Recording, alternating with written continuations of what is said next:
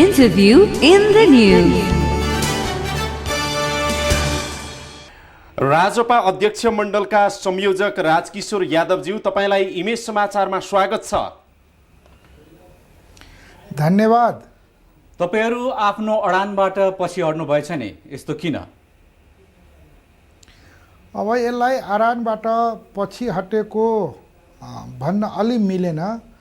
संसद हामी दुईटा माग, एउटा लाल आयोगको प्रतिवेदन सार्वजनिक गर र अर्को सर्लाहीमा भएको घटनाको संसदीय छानबिन समिति गठन गर भनेर दुईटा माग राखेर हामी चाहिँ संसद अवरोध गर्दै थियौँ र यो 3-4 दिनको सम्मान्य सभामुख र सत्ता पक्षका नेताहरू र हाम्रो बीचमा सार्थक संवादहरू भइरहेको थियो र आज हामी एउटा निष्कर्षमा पुग्यौँ। अब यो दुईटै विषयलाई एउटा निष्कर्षमा पुगाउनको लागि जसरी सत्तापक्ष र विपक्षले आफ्नो पोजिसनमा रहँदा संसद अवरुद्ध भइरहने, जनताका जनसरोकारका विषयहरू संसदभित्र प्रवेश गर्न नपाइने र परिणाम पनि ननिस्किने स्थिति देखा परिसकेपछि यसलाई दुई पक्षले एउटा विश्वासको आधारमा संसद पनि सार्थक संवादको लागि, सार्थक कामको लागि अगाडि बढाउने र अर्को चाहिँ हामीले उठान गरेको विषय पनि एउटा निष्कर्षमा पुग्नुपर्ने अवस्थालाई सम्बोधन गरेर एउटा विशेष समिति, 7 सदस्यीय विशेष समिति सम्मान्य सभामुखजीले आज सम्मानित संसदभित्र घोषणा गरेर त्यो गठन गरेको स्थिति छ। अब जहाँसम्म हाम्रो मेजर कन्सर्न लाल आयोगको प्रतिवेदन सार्वजनिक गर्नुपर्ने कुरा जुन थियो, त्यस बारेमा प्रधानमन्त्रीजी देश बाहिर भएको र प्रधानमन्त्रीजीको तर्फबाट सत्तापक्षका नेकपाका उपनेता मान्य सुभाष चन्द्रजीले यो कुरा प्रधानमन्त्रीजीले पनि अब छिटै सार्वजनिक गर्ने भन्ने प्रतिबद्धता गर्नुभएको छ। तर प्रधानमन्त्रीजी अब देशभित्र नभएको हुनाले ठ्याक्कै डेटै तोक्न अलि अप्ठ्यारो भयो या अलिकति त्यहाँ गाह्रो भयो। तर यसमा प्रधानमन्त्रीको तर्फबाट म चाहिँ यो छिटै सार्वजनिक हुन्छ भन्ने प्रतिबद्धता जाहिर गर्छु र अर्को त्यही बिचमा हामीले जुन विशेष समिति बनाएका छौँ त्यसको म्याद 1 महिना हामीले तोकेका छौँ।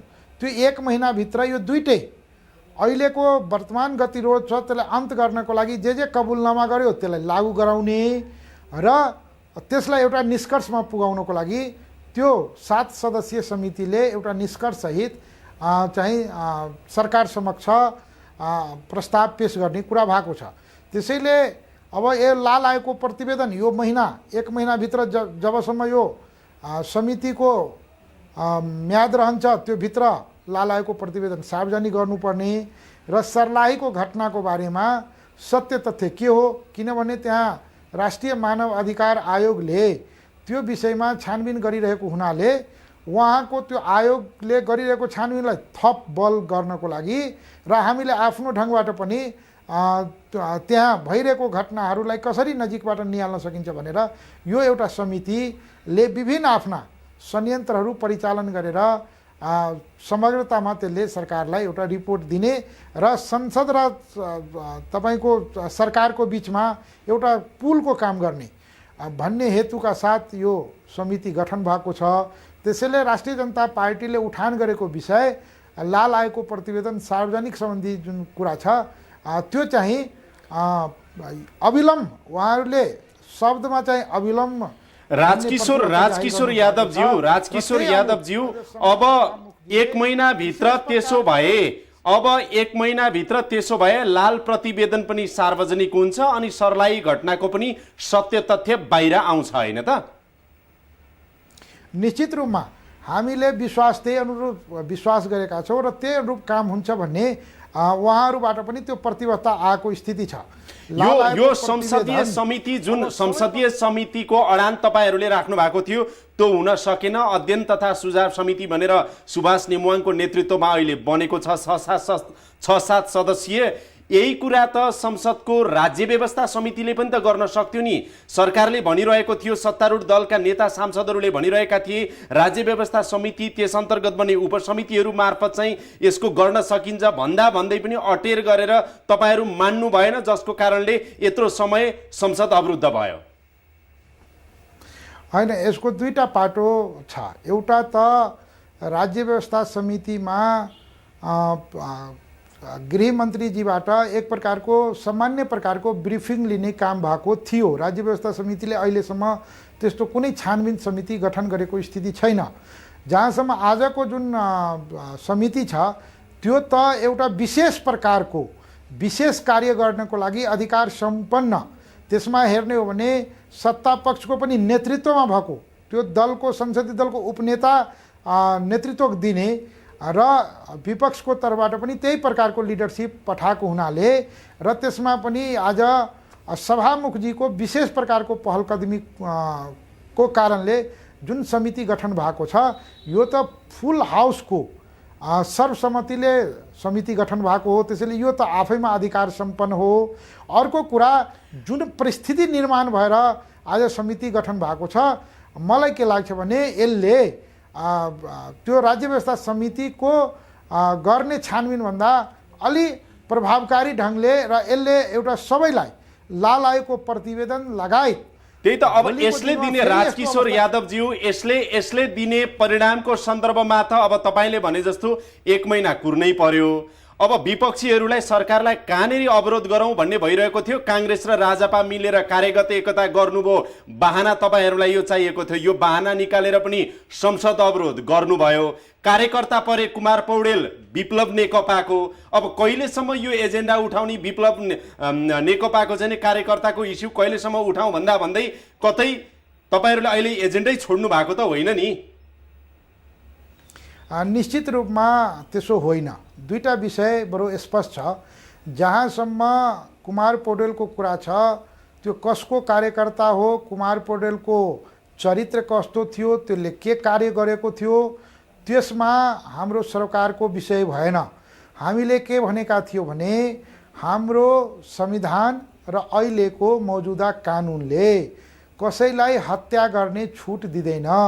जस्तो सुकै गल्ती गरे पनि, जस्तो सुकै अपराध गरे पनि अहिलेको मौजुदा कानुनले त्यो अपराधीलाई कानुनसरह दण्ड दिने व्यवस्था गरेको छ। त्यसैले त्यो गैर न्यायिक हत्या हो।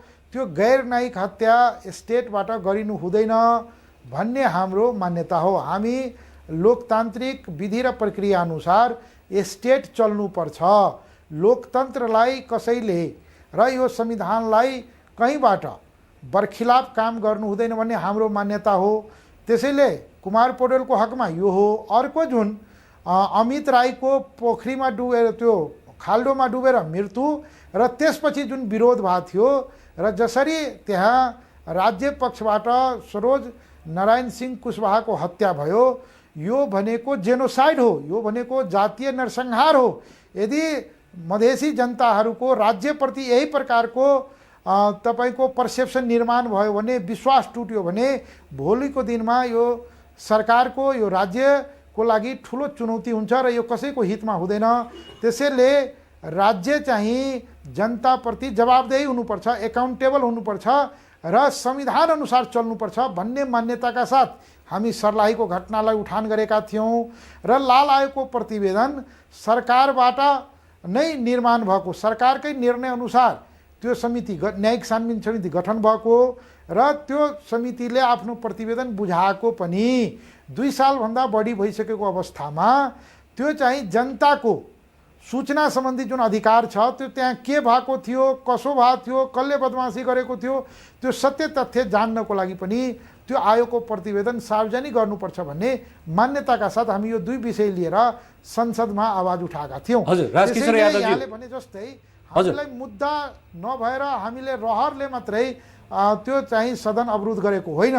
यो हाम्रो बाध्यता हो, सदनको क्रेडिबिलिटीको कुरा हो। 3 चोटि सभामुखजीले त्यहाँबाट रुलिङ गरिसकेको अवस्था र प्रधानमन्त्रीजीको प्रतिनिधिको रूपमा मान्य कानुन मन्त्रीजीले रोस्टमबाट त्यो कबुलनामा गरिसकेको अवस्थामा हामी लाल आयोगको प्रतिवेदन यसै गरी राजकिशोर यादवजी, अन्त्यमा एउटा फरक प्रसङ्ग पनि यहाँसँग राखौँ। तपाईहरूको समाजवादी पार्टीसँगको एकता प्रक्रिया कसरी अगाडि बढिरहेको छ वा यो थाँतिरहेको छ, के छ यसबारेमा जानकारी दिनुहोस् न। एउटा पार्टीको नेतृत्व तहमा पार्टी एकीकरण गरेर एउटा वैकल्पिक शक्ति निर्माण गर्नुपर्छ भन्ने तपाईको बुझाइ हो। तर त्यो चाहिँ अनौपचारिक ढङ्गमा दुईटै पार्टीले वार्ता कमिटी गठन गरेको छ, तर अहिलेसम्म औपचारिक ढङ्गमा वार्ता भएको स्थिति छैन। त्यसैले यसलाई हामीले औपचारिक ढङ्गमा वार्ता नभइसकेको र त्यो एउटा कुनै निष्कर्षमा वार्ता नभइकन निष्कर्षमा पुग्न सक्ने स्थिति छैन। त्यसैले यसलाई अब तपाईहरुको महाधिवेशन त तोकिएकै मितिभित्र हुन्छ होला नि? निश्चित रूपमा तोकिएकै मितिमा महाधिवेशन गराउनको लागि अहिले पनि म पार्टी अफिसमै बसेर हामी नेता साथीहरू कार्यकर्ताहरू बिचमा छलफल गरेर कार्यक्रम बनाउने तयारी गरिरहेका थियौँ। हस् राजकिशोर यादवज्यू, तपाईलाई यो समय अनि संवादका लागि धेरै धेरै धन्यवाद छ। धन्यवाद। Interview in the News.